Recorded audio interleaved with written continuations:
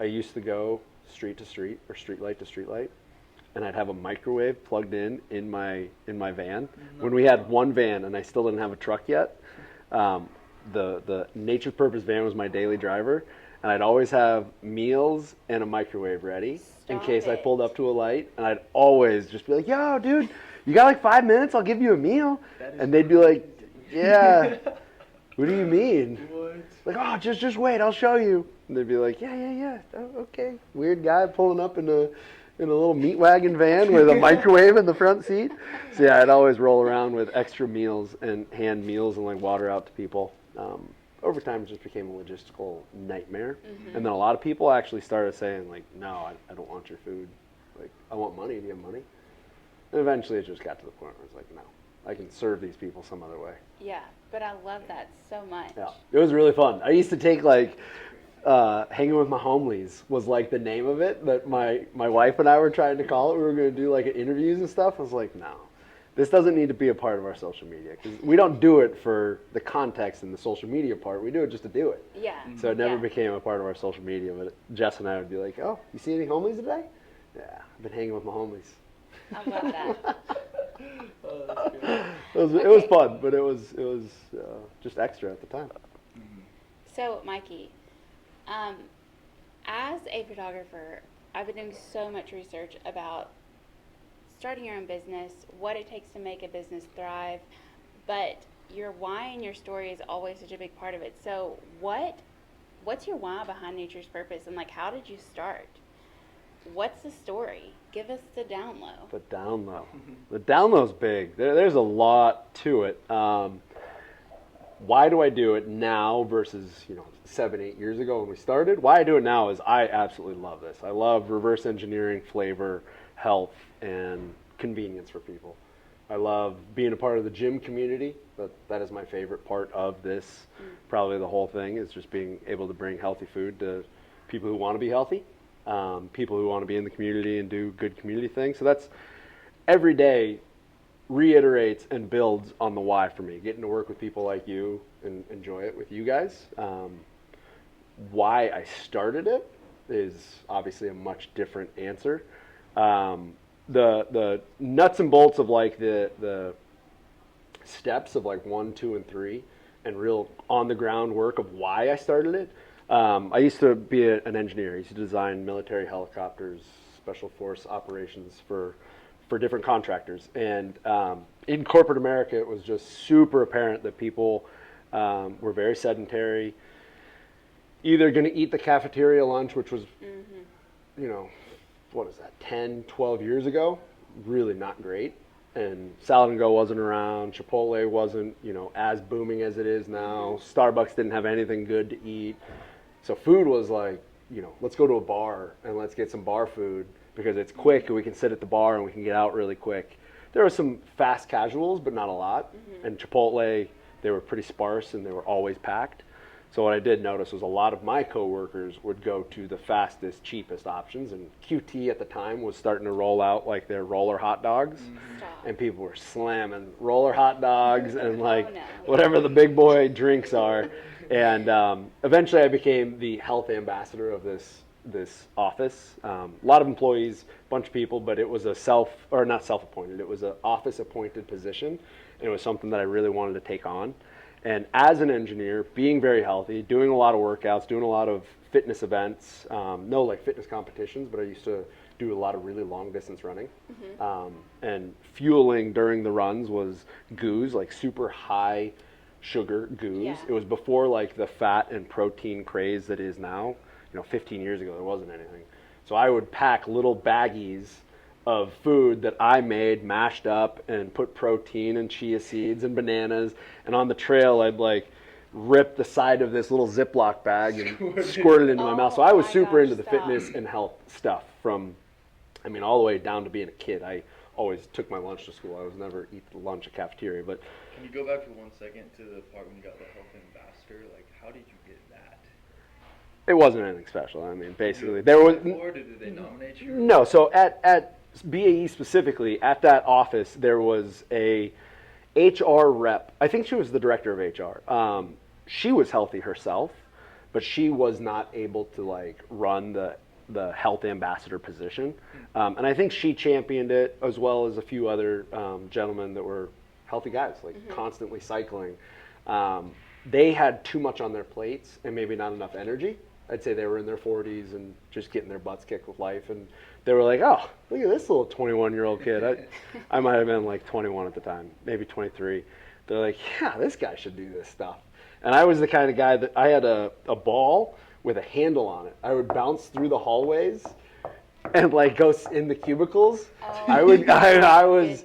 I was always that not ADD, but I was that wild guy that probably shouldn't have been in an office. I shouldn't have been held down with a corporate office. So they're like, oh yeah, Mikey, you'll be the perfect one to be a health ambassador. So yeah, through this health ambassador thing, I realized, what are the levers and the buttons that you can push in corporate wellness and kind of trying to make sure people are getting healthy. And it was probably 2010, maybe. So way before corporate health and wellness was something. And it was such a big pushback. How much money does it cost to get people healthy? How difficult is it to try to get you're just so unhealthy, Luke.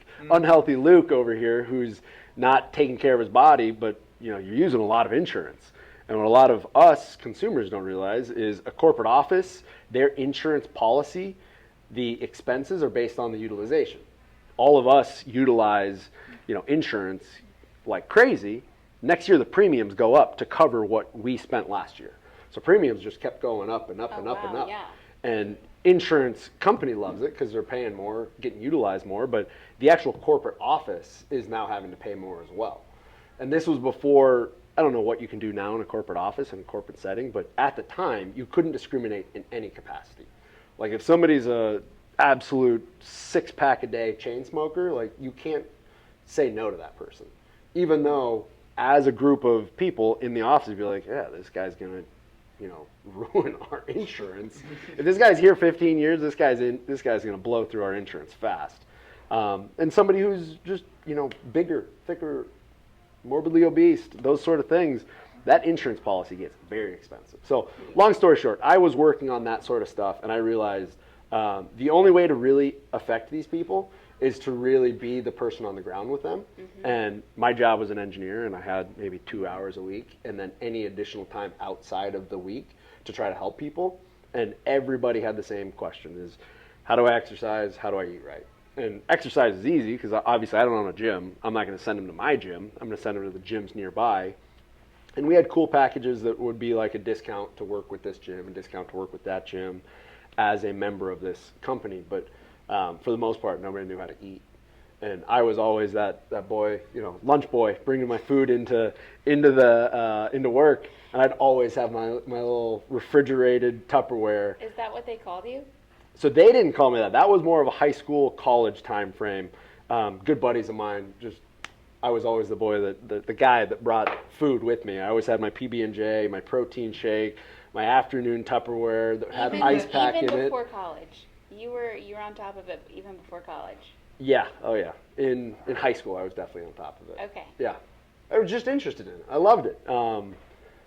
Yeah. There's a lot of just background of the family and why I got into it, but at that point with engineering, it was like super apparent that corporate health and wellness was not where it needed to be.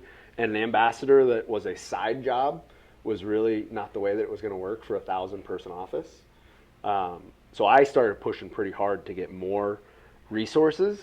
And a lot of times I got pushback. And it wasn't pushback because we don't believe in this. It was pushback because, Mikey, we're an engineering firm.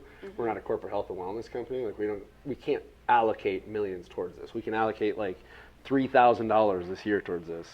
What stress balls are you going to get us, and what online application can you get us to help our employees to be? Yeah, bands and stuff. So we didn't really have a lot of resources back in that. I mean, back in the day, but 2010, nobody was really thinking about it. So after engineering was over for me, and I became a poor employee over time, just basically because I hated the office. I would go to the gym for like 2 or 3 hours a day and work out, and I'd still get my stuff done, but over time I realized, man, the gym and fitness is where I really want to be and helping people out. So I actually started a side thing that I was still doing while engineering was trying to do corporate health and wellness and go to different offices and see if anybody would ever take me up on the offer to really transplant a program into their existing system and just completely transform the way they thought about health and wellness from the bottom up, and think about the person and think about the utilization of those policies rather than thinking about the top of here's the funding, do as much as you can, and if the employees aren't very healthy, that's not our problem. So that didn't work. That was in engineering and after engineering. That was like an idea that I had, and it may be too early to try to really take over the corporate health and wellness sphere. And I didn't have any credentials, and I didn't have any backing, and I didn't have any money. So if I went to these offices, it was me and a polo T-shirt, probably that said BAE Systems on it, the business I was working at the time, and they're just like, who are you coming in here trying to tell me how to run my business? But I think you hit the heart of it there, is that it has to start with people. Yeah. And it has to start with individuals making these choices and finding resources that will help support them in their individual journey. Like it can't be the group at large, it has to be individuals, which I think Nature's Purpose does such a great job at, because y'all do really speak to individuals. You do customize it. You go out and you meet people and you build community, so it's not just a corporation. Yeah. It is getting to the heart, which is people. And when people feel known, I feel like that makes such a difference. Yeah. But I agree. You're right. back to You're right. So where did it start? So corporate health and wellness wasn't coming together. Selling a big package to a corporate office wasn't working. And at the time, I was also working with a nonprofit that did outdoor adventure races to raise funds for children's charities. And as a team, we were a bunch of very healthy, probably 50% business owners, and then a few employees that were really just psyched about the mission. And when we brought on a team that would join us for our outdoor adventure races, a lot of them were championed by an owner or somebody within the business who's like a big cyclist or a big runner, and it was a 7-person team. And the other 6 on the team were like, yeah, I kind of got goaded into this, and what do I do? And as a company that was providing this event, we didn't realize that we could also be a resource. So when they came to us asking, what gyms do we go to? How do we train for this? What can we eat? Again, I just got that same kind of pattern of, oh, wow, these people have no idea what to eat. And it's not because they don't know what to eat. Google was the thing back then, and what to eat. The internet was so much less saturated with what you should eat. It was actually probably easier then to realize, just eat things that you understand what you're looking at. You understand the ingredients from an initial look at the meal. Nothing's mixed up. Nothing's hard words to describe. Nothing's in a bag that takes massive advertising to sell. Nothing's in a can. It's just fresh product from the grocery store. So these people wanted help with that and found the common denominator over time after realizing maybe a gym wasn't something I wanted to open up. And the guys that came on that CrossFit, I was helping them open that gym at the time. Oh, really? Yeah, I was helping Matt and Rob and Brady with that whole transition to a new facility. And man, I wasn't going to be able to produce a gym that those guys were going to be able to produce. So food was like, oh, I can do the food part. Yeah. And I knew nothing about food. And I say I knew nothing. I knew stupid nothing. I knew how to make scrambled eggs. That was it. I might have turned the oven on to make a frozen pizza before this. But outside of that, I cooked food for myself. But I always boiled chicken. It was boiled chicken in a pot, and my college roommates would, definitely attest to it. That it was the biggest pot that you can put on a home oven. Water, and then all the seasoning in it. So I'd put the barbecue sauce, I'd put the Catalina, seasoning in the water. So it was flavored water that all these chicken thighs were being cooked in. It was chicken tenders, actually. Little chicken tenders were being cooked in. And I just prepped every week. Bunch of chicken, bunch of rice. And that was the way it went. That was high school, that was college. Who was the first guy that you started making meals for besides yourself? So my roommate at the time, Frankie, he and I were both on the same thing. His name's Brian Frank. He helps us out with quite a few things in the business, but design-wise. But Brian Frank and I both got the bug early on, and we both would just massively create meals for people. And he started bringing meals to his corporate office eventually. Like, he was selling food to the his chicken employees. tenders and rice?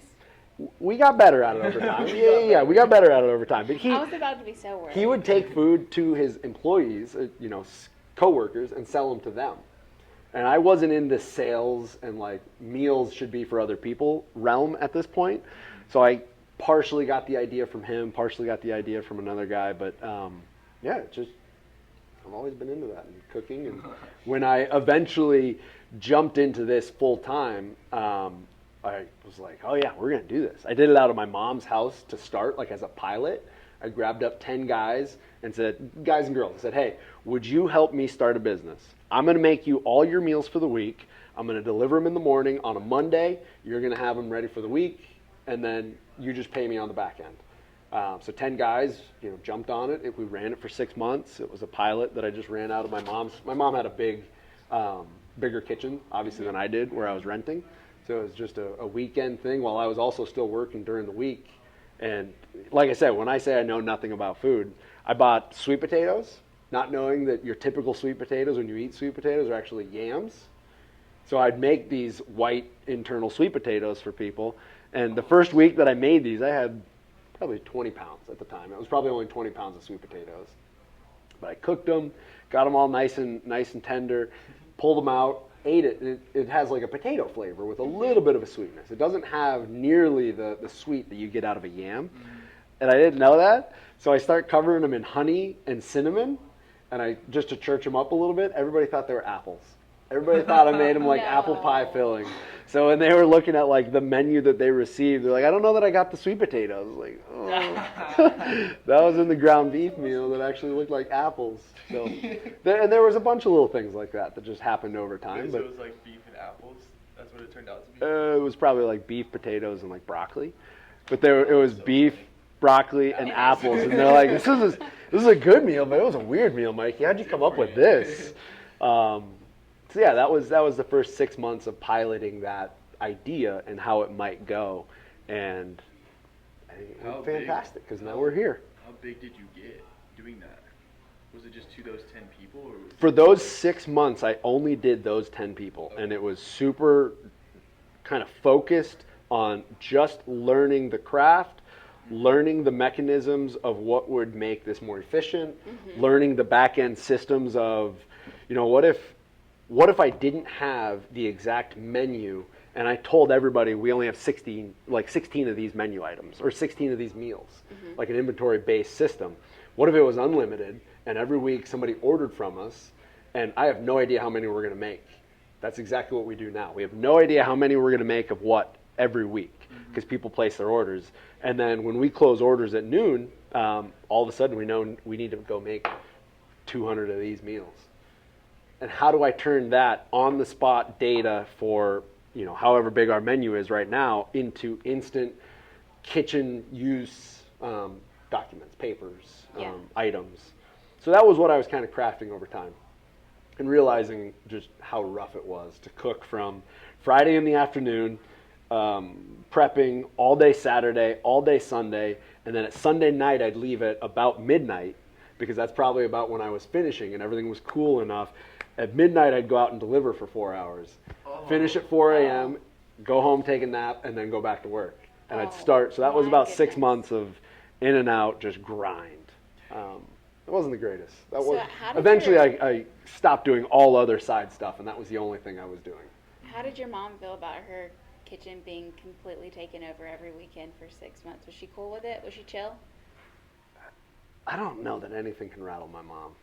My mom was so chill with it. Love it. I cooked for her too. Love it. I mean, her and my stepdad, Mike, they benefited from it as well.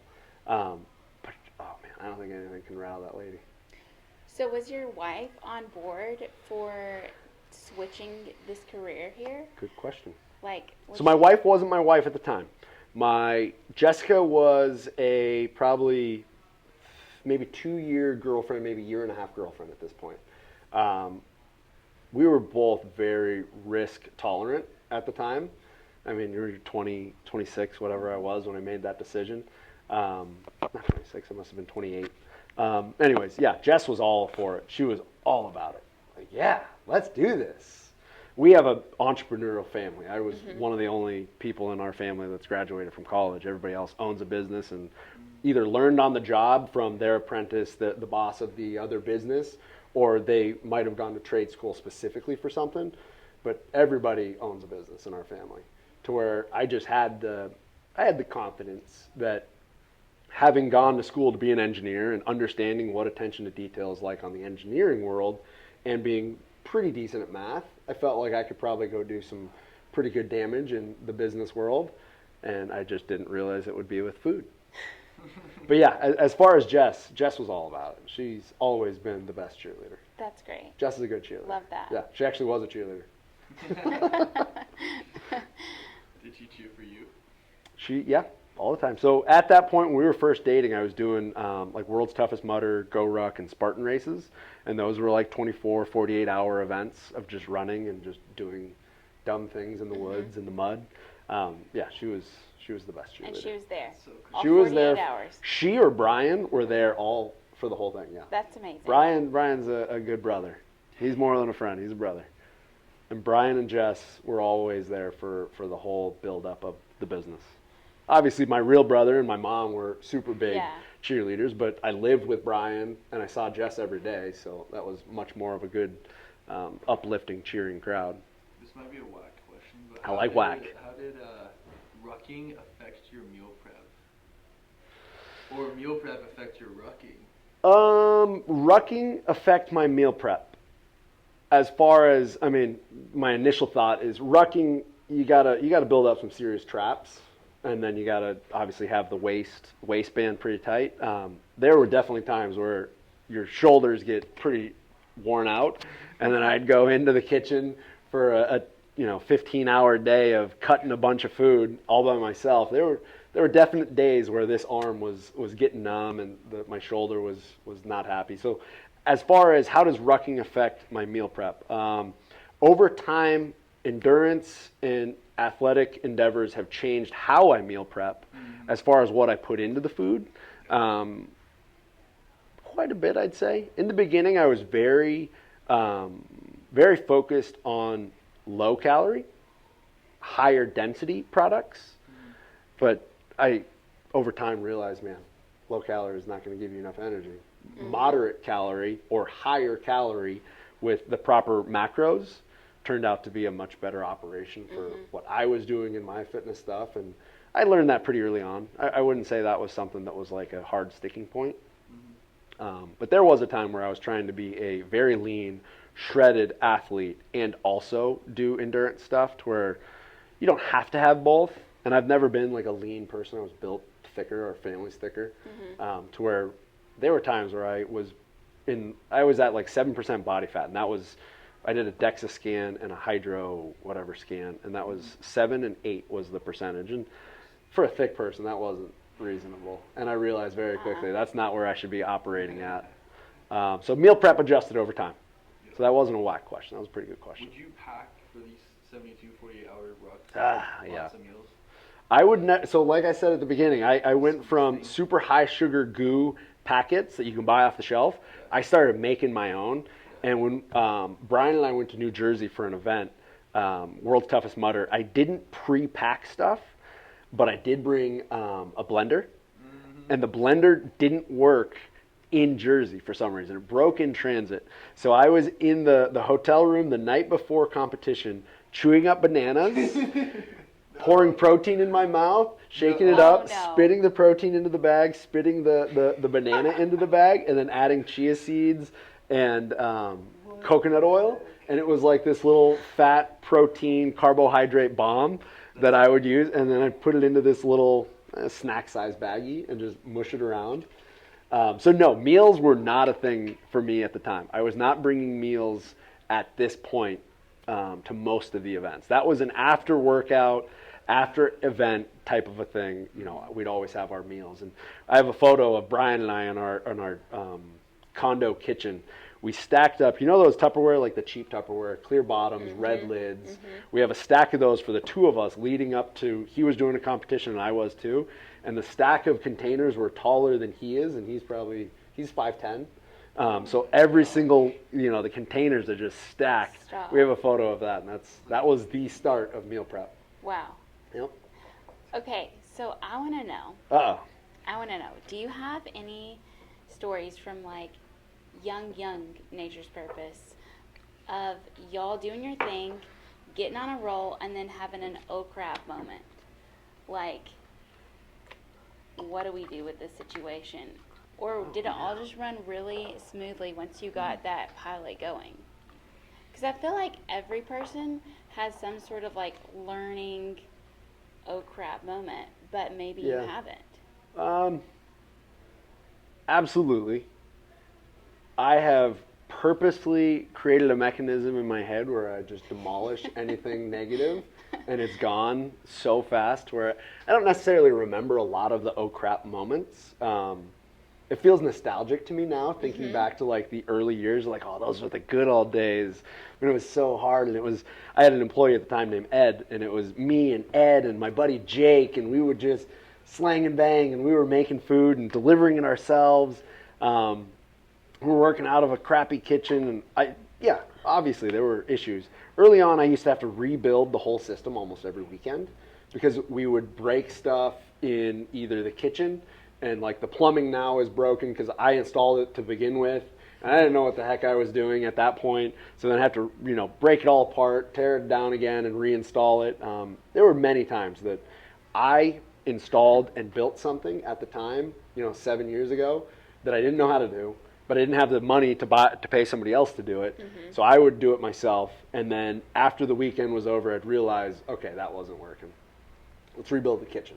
So from now Monday to Thursday, I'd be rebuilding the kitchen. I'd be rebuilding our Excel master details, our brain of the business in the back end. There was constant rebuilding. It was never easy, but it was also the expectation jumping into a business naively. Like I didn't know anything about food. I didn't know anything about building a kitchen. I didn't know anything really to the extent that I eventually got to an Excel. I didn't know anything about a website. Like there was so much crap on the website that was harder than most people could imagine. The website, I do have nightmares about websites. Yeah, websites are brutally hard. So that's why we have, an all done for you platform now. I don't want to play website nightmares. I started another business at the same time, BG Wild, the Havasupai business. I went on a trip for Havasupai to the canyon. I'm in the canyon with zero cell service. I have to get up on some tall mountain to get any sort of cell service. And I trained my wife to run all the stuff that I would do for our team. This is probably a little bit further into the business now. I'm confident I can go away for at least a weekend. And she left me like 5 voicemails, crying. Oh, no. And she wasn't crying because it was hard. She wasn't crying because it just was. She was crying because of the expectations I left on her, and she wasn't performing to the level that she was hoping she could. And I remember calling her back and just being like, "Are you okay?" And she's crying so much harder than she did on the voicemail. And over the phone, we solved it. She's absolutely a worker and a grinder. She got through it. She got through the weekend. Got to the end of the weekend, I brought all of our Havasupai guests back, and on the drive home, I'm talking to all of our team, like, okay, yeah. Oh, that fridge is a little finicky. You got to be careful with that fridge. And, oh, man, I can't believe it. You guys got that oven to work again without me? You must have had to trip the breaker. So, yeah, there was every weekend for 3 years, every week for 3 years, there was a problem. There were small hurdles in the grand scheme of things because now I've gone through significantly bigger problems. But early on, nothing felt catastrophic. It just felt like, all right, let's go. Let's do this. Yeah. I really admire that y'all both gave up every weekend for 3 years. That's huge. And I'm sure you still do a ton on weekends now. It's got to be a little less since you've created a larger team. But that's a lot of commitment and a lot of motivation. What kept you motivated? Because that's actually a lot of things to give up. Gosh, I've never been like the smartest guy. I've never been the biggest guy on the team. I've always been kind of like the grinder, the grit. And that's similar with CrossFit. I mean, Yeah. you and I go to the same gym, and it's most of the time you don't win the 30-minute workout in 3 minutes. You got to work through 30 minutes. If it's a 30-minute AMRAP type of thing, you got to work through 30 minutes and do it. Do the damn thing. Yeah. And that was, we both, I mean, Jess and I agreed early on that we were going to have a flexible life and we weren't going to make the most money, you know, in our 20s, our 30s, maybe not even our 40s. We agreed that we were going to have the flexibility that an entrepreneurial business provides for us. We started early enough, you know, in our later 20s, that now our 30s are getting a little bit more flexible. Like, this is the first year I've taken the entire weekend off.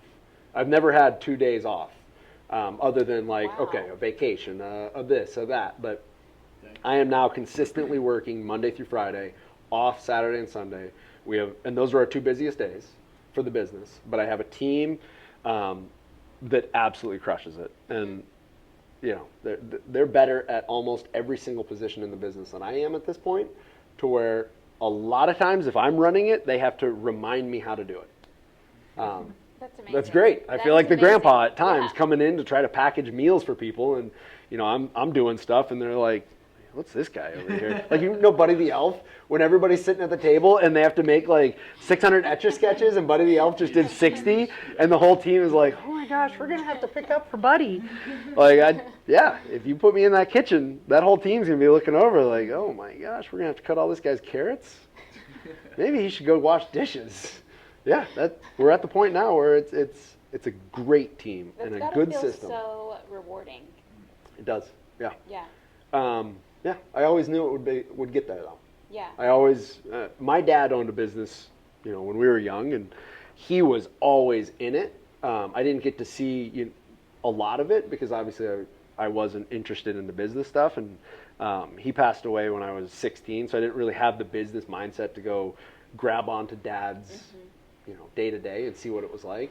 But yeah, they had teams of people. They had trucks going out and doing landscaping, and he was not in every single truck to go do Yeah. the landscaping. He was the one empowering each truck every morning so that those trucks could go do the right things. Yeah. And if they encountered issues, he's confident that they will reach back out to him to solve it. And that, you know, I knew that just through osmosis, I could at least get to that level in something that I could, you know, latch onto. And Yeah. food just happened to be the thing. And the passion for it has only grown. I love this stuff. I love this stuff. Okay. Good stuff. So there's like a big buzzword going on right now, like manifesting and Ah. incorporating that into business. What are your thoughts on that? Like, do you think a lot of it is how you think about your success and if you keep positive thoughts? Or do you think, like, what do you think? Because every business person that I'm listening to right now on podcast has something to say about it. Yeah. So I'm just curious. Gosh, there's so many ways you could go on this one. I 100% am involved in the manifesting side. 100% bought in. And I could probably talk about the other side and steel man the argument of like, oh, well, you don't really need the manifesting. You just need the paper reminder to tell you to go do your craft. But back to manifesting side is, so my dad used to race supercross, motocross. Big motorcycles that go really freaking fast, and you got 10 other guys right next to you going really fast. They had no brakes. The brakes were their shoes. It was called flat tracking. So they'd get completely sideways going through the turns, wheelie out of the turns, and then go sideways through the turn again. Sometimes they had jumps. What a My dad was a daredevil. wild dude. But you have to find, on the track, you have to find what is going to be your groove that you're going to get into in that turn. You have to find your path.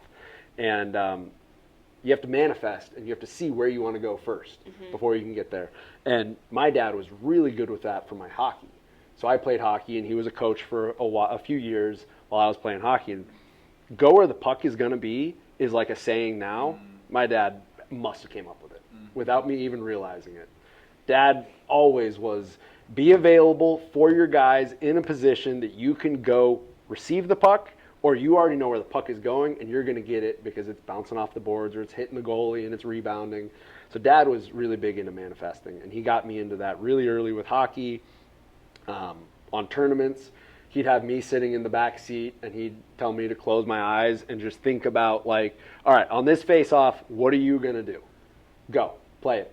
And it would just, all right, here we go. All right, I'm going to get past this guy and I'm going to hit that guy and we're going to shoot a goal. So Dad started this when I was 8. And my brother was a golfer. So, I mean, if you've ever golfed, you have to be thinking about, like, the next 3 strokes. Mm-hmm. So between the two of us, we were pretty good sports for my manifesting dad to really, involve manifesting into our lives. What a great way to start teaching y'all. Yeah. Oh, yeah. Manifesting has been everything. Like, I have had a idea of what this can be from day one, and I've known exactly what it could be from day one. I've known, That's right. Plan and never quit. You only lose if you quit. I love that. Yeah. Super dope. I love that. Okay, so one more question that I have. Everyone always wants the tea. Tell us the tea. Everyone what? Always wants the tea. Who's been your biggest critic? What's been your biggest critic? I am always my biggest critic. Okay. Always. And Jess would definitely agree that I'm way harder on myself and way harder on everything that I do than I should be. At the beginning, I never let anybody bother me because I knew I didn't know what I was doing. Like, I had no clue what I was doing. You want to throw crap at me? Like, yeah, I know I suck at this. But look at us now. Yeah. Yeah. So at the beginning, I was definitely in my own head a lot.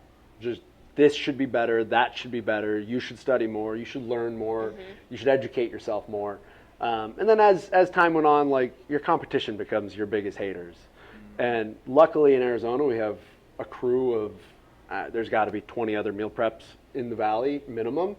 We're lucky that we all have a decently cohesive system, and nobody really, craps on anybody in the valley. But, there's always something that's being thrown over the wall that you hear through the grapevine. It's like, yeah, whatever. So, like, all of y'all's friends and family and your people in the workplace, they were all supportive of this idea, or were they all like, y'all, that's crazy? Or were they... No, like, everybody's in. That's amazing. Everybody. My brother was probably the biggest critic, and he wasn't even a critic. We're brothers. You give your brother crap. And, I mean, he never gave me crap that was criticizing. It was just more of like, hey, this is Mikey making food. What do you expect? Of course it's not going to be gourmet. But now, I mean, my brother eats it every single day. And we're this far into it. My mom and my dad eat it every single day. My stepdad loves it. He's got 3 meals that he can never go without. What are they? He's always into the bacon scramble. He loves our grandma's roast. Okay, that is amazing. Grandma's roast is nuts. Amazing. That is a good one. You and that wasn't even a recipe. Like, it's not a real recipe. It's not like it's my grandma's roast. We came up with that name. The team came up with that meal, absolutely put together the correct platform of how to produce that meal and not have too much fat on the meat when you package it. The potatoes have just enough garlic. The gravy to have just enough of a good beef kick, but not too beefy, overpowering. And the name that is one of my favorite meals. The name just makes you feel comforted before you even open it Absolutely up. Like, agree. his grandma did not make thin roast. No.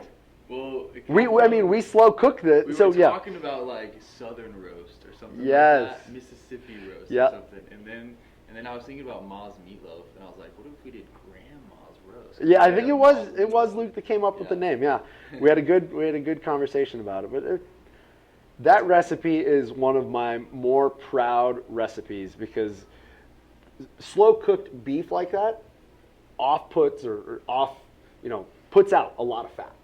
And if you were to do that in a crock pot, you now have a big thick layer of fat that either you usually ladle out or you let dry and you throw it away. And I remember that from being a kid. After you would finish dinner that was a pot roast, you'd put it into the pan or put it into a bowl and you just got this big yellow chunk on top. When you're making 80, 100, 150, whatever it is, pounds of this roast, you don't have the luxury of just, oh, let me take this little chunk off. We have, like, a lot.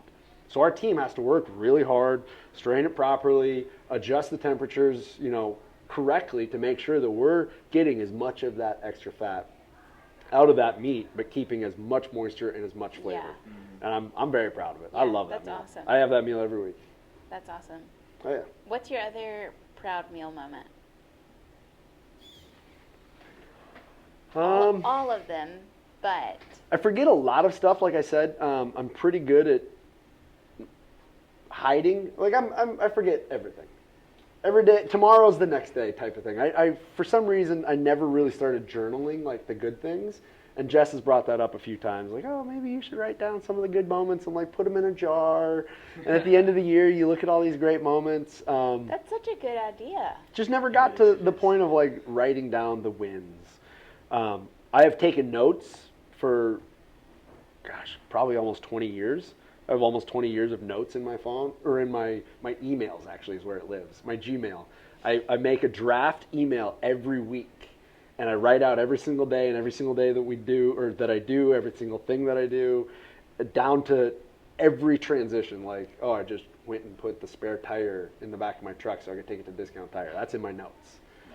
Down to every single idea that I have. So I have about 20 years of that. So maybe I could go back and I can compile, almost 20 years of just thinking and doing.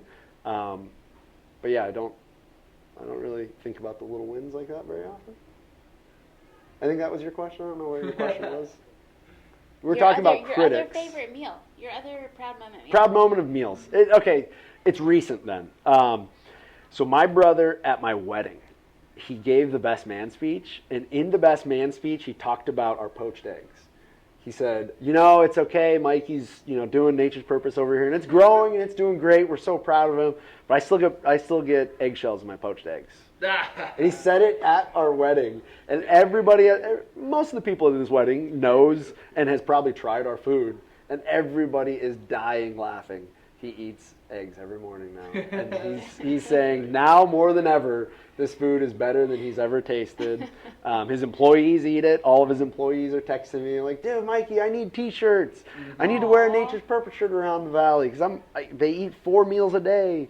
It's like, yes. So that's a recent one that's like, that's a good win. Yeah. That's a really good win. That is a good win. Yeah, that feels good. And them telling me their favorite meals, that's really cool. Yeah. Another one. I just had a sit down with my brother and his 2 best friends. They're all older than me. They've been around since I was a baby. They're the 3 amigos. One lives out of state, Brock. He eats healthy. He knows all about the struggle that I go through just making the food. Nick is just like my brother, to where it's kind of like, all right, he'll eat healthy food. He's not cooking almost ever. He has a family. The family, as a family, takes care of the cooking. He's not doing all of the cooking just for himself. As a family, they cook. And Nick is the one I'm talking about. And Nick actually helped me build the website in the beginning and helped me build this business and create the model and be an entrepreneur as well as Aaron and Brock. But Nick, the other day at the casino, as we're all sitting at the table, just asks all of us, what's your favorite Mikey meal?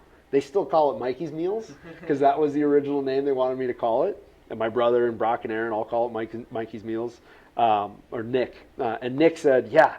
I can't remember what meal he said, but he absolutely raved about this meal. And my brother raved about another meal. And Nick took out his phone and he took a note saying, okay, I'm going to order this meal. I'm going to try this meal because my brother loves the sweet potato scramble. So that was another one that was like, yeah, that is a great win. That's a really good win. My favorite lately is the Italian stallion, for sure. Yeah. I haven't tried that one. So good. I need It's to. really good. A little higher in the carbs because you got all the cavatappi noodles, but Yeah. Oh. I try to eat paleo. I am a paleo to the Which end. I do appreciate about your Yep. menu, which I've told. What? Okay, one thing that my followers want to know is when are you going out of state? Oh gosh, your followers actually want to know that. Yeah, they're like, when is it coming to Georgia? Oh, George, I will very honestly say I will 100% never ship. Never. Once you start shipping, the expenses, the logistics, and the details become a priority over food quality. Would you ever franchise it? Yeah. I'd consider that. So moving across country, we have to have a facility over there. As far as shipping, what I've seen from all of these companies is, and I feel it now in our own business, of a decision that we start to make is a good decision. We know it's a big decision, but eventually over time, that becomes its own flywheel of expectations and necessity and almost an insidious kind of erosion of your initial thought process. And something like shipping out of state, in order for us to make the right amount of money and make margins work, you have to charge the customer so much. But now the customer is going to be charged so much, they're going to expect the moon. In order to expect the moon, our food has to be as fresh and as perfect as possible. So now we have to overnight everything in massive boxes with ice packs. Those ice packs don't always last 24 hours. So I've ordered competition before and seen the big boys how they do it. And I mean, they hide the cost of the packaging in the cost of the meal way better than we ever could. It's so expensive and just cost prohibitive for us to do it. We had CrossFit athletes that went to the games in Madison a couple years ago, and we sent food to Madison, Wisconsin. Each box was $135 just to ship. $135 to overnight a package to Madison, Wisconsin. And, as a business owner, I'm not going to eat that cost and just hope that the business does well, so I need to pass it off to the customer.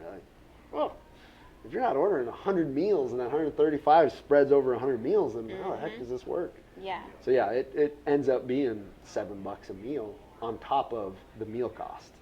So long story short, Georgia, I'm just going to work to find you guys a substitute to Nature's Purpose in Georgia that I recommend, and maybe we take a flyer and we go to Georgia and we go help them find a meal prep business that we recommend. Dang, I'm sorry. Sorry, I can't help you out. Sorry, guys. Sorry, y'all. Sorry, guys. Sorry. We're not coming to Georgia anytime soon. California, Colorado, any of that could be possible. Yeah, that but would we be would so have to have cool. a satellite hub and spoke type of model. Headquarters is here. Small satellites out there could be really feasible. Yeah. Real fast before we cut out, I feel like we should just get